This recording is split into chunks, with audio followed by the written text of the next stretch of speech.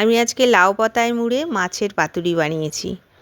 পাতুরি তো সবাই খানই, আজকে আমার পাতুরিটা কিন্তু একদম ডিফারেন্ট স্টাইলে বানিয়েছি আর খেতে ভীষণ ভালো হয়েছিল।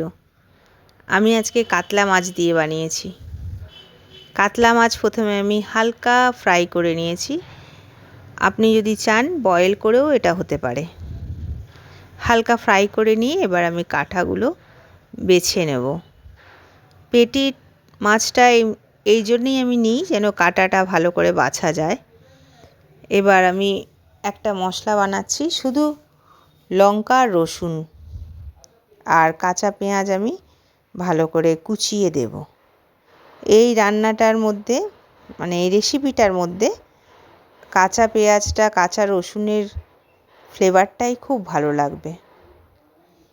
আমি লঙ্কা রসুনটা দিয়ে দিলাম, এবার পেঁয়াজটা দিয়ে দিলাম, স্বাদ মতো নুন। মাছটা ভাজার সময় কিন্তু হালকা নুন দিয়েছিলাম। আর লাউ পাতাটাও আমার নুন জলেতেই ভেজানো আছে, এই জন্যে এখানে আমি একটু নুনটা কমই দেব।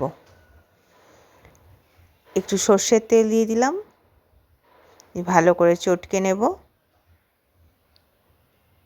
কাটা ভালো করে বেছে নিলে তবে কিন্তু ভালো করে চটকাতে পারবেন।